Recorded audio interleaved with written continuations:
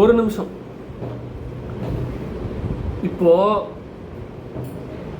உங்கள் லைஃப்லையே ஹோல் லைஃப்லையே நடந்த கேவலமான இன்சிடெண்ட்டை யோசிச்சு பாருங்கள். கேவலமான இன்சிடெண்ட்னா ஒரு சர்டைன் நம்பர் ஆஃப் பீப்புள்ஸுக்கு முன்னாடி அசிங்கப்பட்டிருப்பீங்க, அவமானப்பட்டிருப்பீங்க. அதை அந்த இன்சிடெண்ட்னா கொஞ்சம் யோசிச்சு பாருங்கள். இப்போ அந்த இன்சிடெண்ட்டை எத்தனை பேர் நினச்சிட்ருப்பாங்கன்னு யோசிச்சு பாருங்கள். ஆப்வியஸாக யாருமே நினச்சிட்டு இருக்க போகிறதில்ல. அப்புறம் நீங்கள் மட்டும் ஏன் நினைக்கிறீங்க நான் இந்த விஷயம் பண்ணால் மற்றவன் எதனா சொல்லுவானோ, 4 பேர் பேசுறதுக்கு முன்னாடி பயமாக இருக்குது, அவன் என்ன நினைப்பானோ, இவன் என்ன நினைப்பானோ அப்படின்னு ஏன் ஃபீல் பண்ணுறீங்க? ஏன் ரெக்ரெட் பண்ணுறீங்க உங்களுக்கு பிடிச்ச விஷயத்த செய்கிறதுக்கு? Welcome back to my channel. This is Aravind.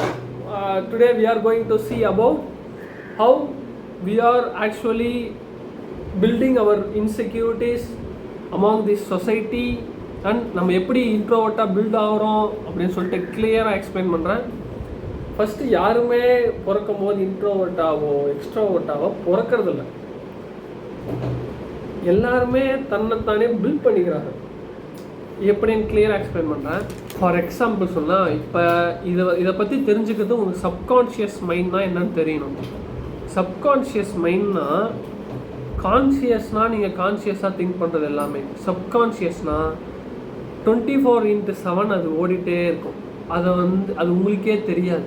அது ஃபார் எக்ஸாம்பிள் எப்படி சொல்கிறேன்னா, இப்போ நீங்கள் இன்ட்ரோவர்ட்டாக இருக்கீங்கன்னு வச்சுக்கோங்களேன். எப்படி இன்ட்ரோவர்ட்டாக இருக்குன்னு சொல்கிறீங்க? இதுக்கு முன்னாடி யாரோ ஒரு இன்ஸ்டிங்க்ட் உங்களுக்கு சொல்லியிருக்கு, இந்த மாதிரி நீ இன்ட்ரோவர்ட்டு அப்படின்னு. அந்த இன்ஸ்டிங்க்ட் எப்படி வந்திருக்கும்?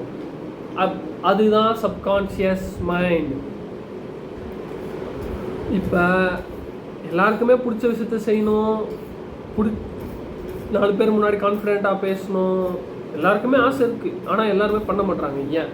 Because of the insecurity. First of all இந்த இன்செக்யூரிட்டி எப்படி பில்ட் ஆகுன்னு பார்த்தீங்கன்னா 2 வேலை பில்ட் ஆகுது. ஒன்று சொசைட்டி, இன்னொன்று அவங்களே க்ரியேட் பண்ணிக்கிறாங்க. 2. ஃபஸ்ட்டு சொசைட்டி மூலிமா எப்படின்னு பார்த்தீங்கன்னா, இப்போ உங்கள் ஃபேமிலிலேயோ இல்லை கிளாஸ்லேயோ இப்போ ஒரு கொஷினுக்கு ஆன்சர், இப்போ கிளாஸில் ஃபார் எக்ஸாம்பிள் கிளாஸில் எடுத்துக்கோங்க. சின்ன வயசில் ஒரு 2nd ஸ்டாண்டர்ட் 3rd ஸ்டாண்டர்ட் படிக்கிறப்ப உங்களுக்கு ஒரு கொஷின் கேட்டிருப்பாங்க. இப்போ வாட் இஸ் ஏதோ கேட்குறாங்க, வாட் இஸ் மாலிகுல் ஏதோ ஆட்டம் ஏதோ கேட்குறாங்க.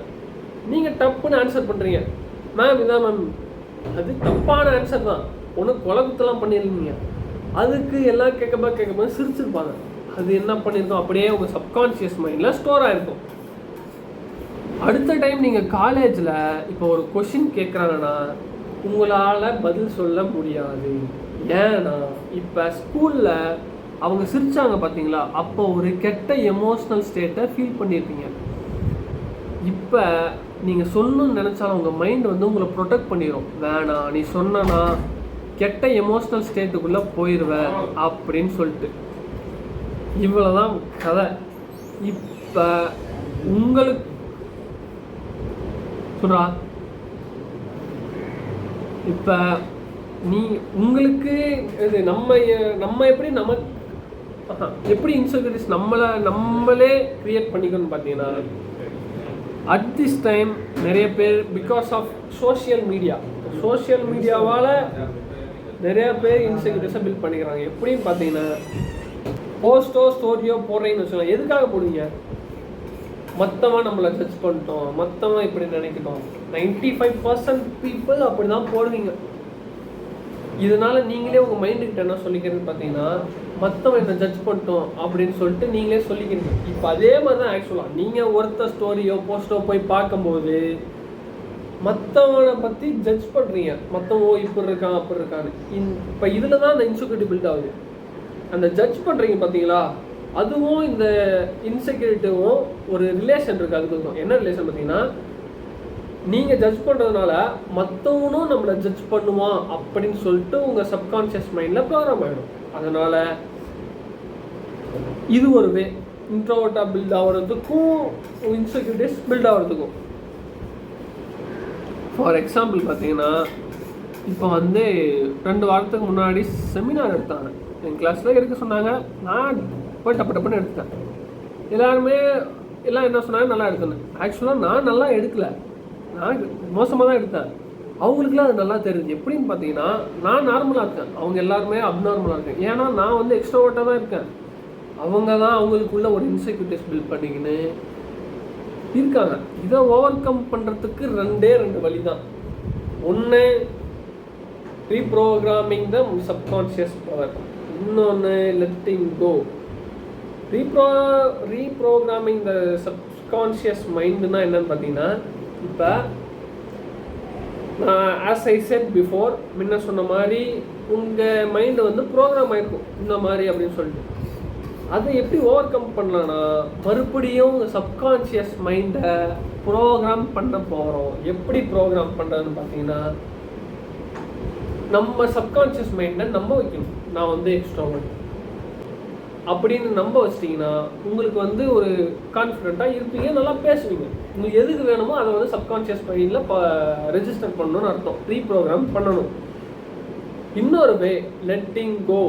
லெட்டிங் கோனா இப்போ ஆக்டர்ஸ்லாம் எடுத்துக்கிட்டிங்கன்னா கான்ஃபிடென்ட்டாக பேசுவாங்க. யாருக்கும் இப்போ நீங்கள் ஒரு கிரிட்டிசிசம்லேயே அவங்க போனாலும் they don't care about that because they well known about the letting go. இப்போ அவங்க மேலே ஒரு சர்ச்சை வருதுனாலும் அவங்க கேர் பண்ண மாட்டாங்க, அவங்க லெட் கோ பண்ணுவாங்க. இதுக்கு முன்னாடி அவங்க நிறைய அவமானங்கள், ஹியூமிலியேஷன் இதெல்லாம் பார்த்ததுனால அவங்களுக்கு அது பழசாயிடுச்சு, அது ஃபெமிலியர் ஆகிடுச்சு. அதனால் அவங்க லெட் கோ பண்ணுவாங்க. இப்போ நீங்களும் அதே மாதிரி என்ன பண்ணணும்னா, என்ன ஒரு இப்போ முன்னாடியே நடந்துச்சுல்ல, இப்போ என்ன நடந்தாலும் அதை லெட் கோ பண்ணிவிட்டு அந்தந்த இடத்துக்கு ப்ரெசண்ட்டில் வாழ்ந்தீங்கன்னா இன்செக்யூரிட்டிஸ்லாம் இருக்காது. ரீப்ரோக்ராம் எப்படி பண்ணலான்னு பார்த்தீங்கன்னா, இப்போ வந்து நம்ம மைண்டில் ஆர்விஎஸ் சிஸ்டம்னு ஒன்று இருக்குது. இப்போ வந்து அது வந்து நெகட்டிவாக தான் யோசிக்கும். இப்போ நான் வந்து 10 o'clock நான் படிச்சிடுறேன், இந்த டாபிக் படித்து முடிச்சிடும் நான் சொல்லிட்டு இருந்தேங்களா, அதை கம்ப்ளீட் பண்ணுங்க. சின்ன சின்ன விஷயத்துலேருந்து பில்ட் ஆகணும். இப்போ நான் வந்து ஒரு நாளைக்கு 10 pages படிப்பேன், 10 minutes வாக்கிங் போவேன், அந்த மாதிரி எழுதி வச்சு ஸ்ட்ரைக் அவுட் பண்ணி கொஞ்சம் கொஞ்சமாக பில்ட் பண்ணலாம். என்னை பொறுத்த வரைக்கும் கேட்டிங்கன்னா, நான் என்ன சொல்லுவேன்னா, லெட் கோ பண்ணுங்க. The book Power vs. Force is one of the